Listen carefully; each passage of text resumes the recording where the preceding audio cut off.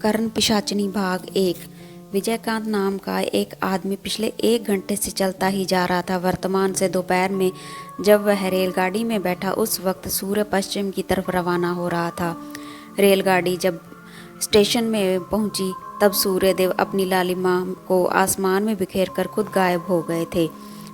Station से बाहर निकलकर विजयकांत ने सबसे पहले कुछ खा लेना सही समझा। आज दोपहर में खाने के लिए कुछ ज़्यादा नहीं मिला और रात को मिलेगा ऐसी आशा भी नहीं है, क्योंकि सही पते का तक पहुंचने में कितना समय लगेगा उसे अभी नहीं पता।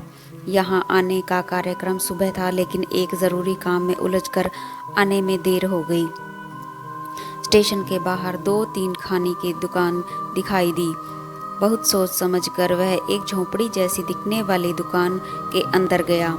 आसपास के सभी दुकानदार ऐसे ही हैं, लेकिन उनमें यही एक दुकान नई और साफ सुथरी दिखाई दी। पूड़ी और आलू की सब्जी से उसने अपना आहार समाप्त किया। इसके बाद चलना शुरू किया। वैसे भी चलने के अलावा कोई दूसरा उपाय नहीं है। उसका गंतव्य कांकालितका के पास ही एक ब्राह्मण घर तक है। अगर दिन होता तो वह कुछ बैलगाड़ी दिखाई देती, लेकिन शाम के वक्त 2-4 घर लौटते लोगों के अलावा सुनसान रास्ता है। लगभग 10 किलोमीटर तक पैदल जाना है, इसलिए देरी करने से कोई लाभ नहीं। चारों तरफ हरियाली ही हरियाली देखकर पहले अच्छा ही लग रहा था।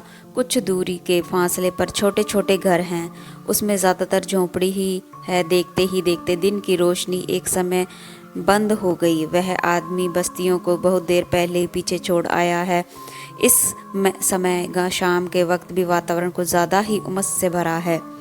विजयकांत बीच बीच में ही अपने पॉकेट से रुमाल को निकालकर गले के पसीने को पोंछ रहा था। बहुत देर पहले ही शाम बीत चुकी है, इसलिए वह कहाँ तक पहुँच गया उसे समझ ही नहीं आ रहा था। साथ में घड़ी भी नहीं है। इस जगह पर वह पहली बार आ रहा है, इसलिए रास्ता भी पहचानने में दिक्कत हो रही थी। कुछ देर पहले तक रास्ते में जो भी मिलता उससे सही दिशा मालूम हो जाती, लेकिन अंतिम आदमी को उसने लगभग आधे घंटे पहले देखा था। वह आदमी रास्ते के पास वाले तालाब से नहाकर घर लौट रहा था। विजयकांत ने जब उससे अपने गंतव्य के बारे में पूछा तो उसने बताया कि देवी मंदिर के पास पहुंचने में भी अभी लगभग आधा घंटा और लगेगा। यह रास्ता कुछ देर तक सीधा जाने के बाद दाहिनी तरफ मुड़ गया है। उसी तरफ सीधा चलने पर मंदिर के पास पहुंचा जा सकता है। वहां से आगे का रास्ता उसे किसी से पूछना होगा। विजयकांत द्वारा उस आदमी से रास्ता पूछकर आगे बढ़ते ही उसने पीछे से प्रश्न किया, बाबूजी क्या शहर से आए हैं? विजयकांत द्वारा हाँ बोलते ही वह फिर बोला, थोड़ा जल्दी से पैर चलाकर आगे बढ़िए, क्योंकि आज रास्ता बहुत ही सुनसान है। तो उसने पूछा, क्यों? आज अमावस है, आज कोई निकलता है? जाइए, थोड़ा जल्दी जाइए। और वैसे भी देवी माता के पास जा रहे हैं, डर कैसा? डर? डर क्यों लगेगा? विजयकांत ने आश्चर्य से पूछा। नहीं, कुछ नहीं, आज अमावस्या है, इसलिए आसपास थोड़ा ज़्यादा अंधेरा है, इसलिए सावधान कर रहा था। अमावस्या आज भाद्रपद महीने का अमावस्या है। हाँ बाबूजी, भाद्रपद महीने की अमावस्या, मतलब आज तो कुशग्रहणी अमावस्या है। यह तो बहुत ही भयानक होता है। विजयकांत ने मन ही मन सोचा कि निकलने से पहले उसने इस पर ध्यान ही नहीं दिया। बहुत बड़ी गलती हो गई है, लेकिन अब जल्द से जल्द उसे अपने गंतव्य तक पहुंचना होगा।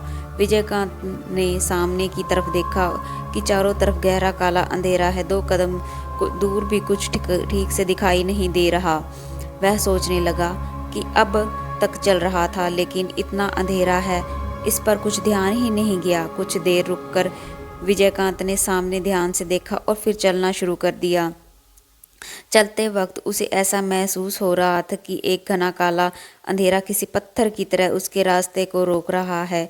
किसी भी वक्त उसके शरीर से धक्का लगकर उसे शायद चोट पहुंचाएगा। डर ने उसे अपने आगोश में भरना शुरू कर दिया था। उसने किसी अंधे की तरह अपने दोनों हाथों को सामने की तरफ फैला दिया, जिससे हाथ पहले ही किसी अवयव को स्पर्श कर सकें।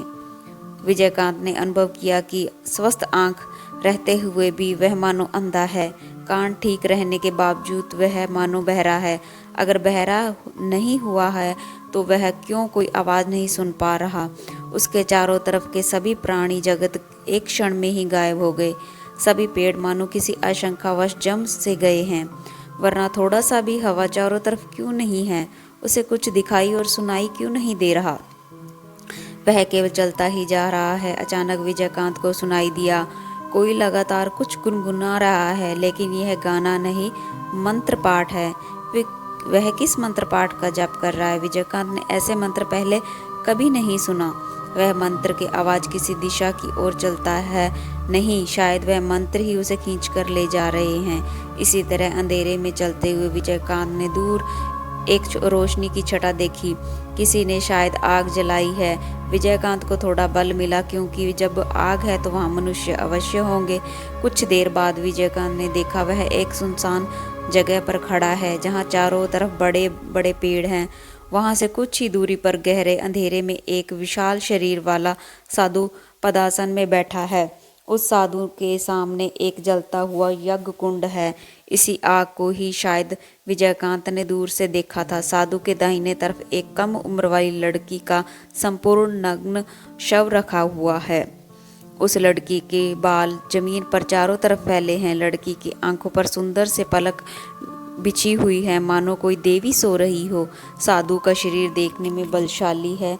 उनके कंधे पर बड़े बड़े बाल, पहनावे में लाल धोती और बड़ा सा लाल टीका, जो वो लगातार मंत्र पाठ कर रहे थे, तथा बीच बीच में यह कंकाल खोपड़ी से आग में घी तथा साथ में बेलपत्र का अर्घ्य दे रहे थे। इस सुनसान वातावरण में मंत्र पाठ और बेल पत्ते के जलने की चुटपुट की आवाज़ परिवेश को भव्य बना दिया था। विजयकांत और खड़ा नहीं रह पा रहा था। एक तो पहले से ही चलने के कारण थकान लगी है, और इस दृश्य ने मानो उसे अपने वश में कर लिया। साधु के पीछे ही एक बूढ़ा आदमी नीम के पेड़ के नीचे आकर बैठ गया। चारों तरफ हवा में घी की सुगंध है। जितना समय बीत रहा था, मंत्र पाठ उतना ही तीक्ष्ण होता जा रहा है। बीच बीच में साधु कुछ घी लड़की के शव के ऊपर भी डाल रहा था। विजयकांत ने अचानक अनुभव किया कि पूरा वातावरण और भी भारी हो गया है। हवा में घी का सुगंध खत्म होकर एक सड़ा हुआ गंध फैल रहा है। कुछ होगा या फिर कुछ होने वाला है। विजयकांत डरते हुए साधु के क्रियाकलापों को देखता रहा।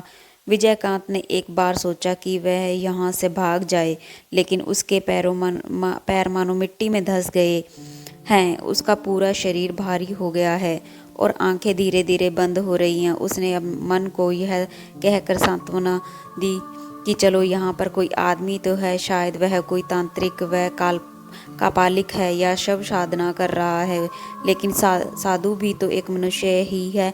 थक जाने के कारण विजयकांत के दोनों आंखें बंद हो रही थी।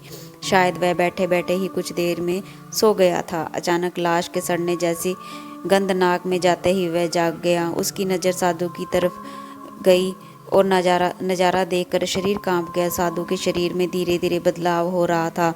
साधु का सफ़ेद शरीर धीरे धीरे काले रंग में परिवर्तित हो रहा था। कुछ ही देर में एक सुंदर सा शरीर इतना करूप और वह भद्दा हो गया कि देखकर उल्टी आ जाए। वह किसी बाण की तरह मंत्र पढ़ रहा है। ओम हीम नमो भगवती कर्ण पिशाचिनी चंड वेगिनी वद वद स्वाहा। यह किस वस्तु का मंत्र है जिससे ऐसा परिवर्तन होता है? विजयकांत आतंक व उत्तेजना से खड़ा हो गया। उसकी नज़र लड़की की शव पर पड़ी। लड़की का शव थोड़ा थोड़ा हिल डुल रहा था। विजयकांत अपने आतंकित आंखों के पलकों को झपकाना भूल गया है। इसी वक्त अचानक चारों तरफ आंधी जैसी हवा चलने लगी, लेकिन विजयकांत ने ऊपर देखा तो पेड़ पौधे एकदम शांत है। तो फिर वह आंधी और हवा क्या है? क्या यह कोई माया रूपी आंधी है जिससे पेड़ का एक भी पत्ता नहीं हिल रहा?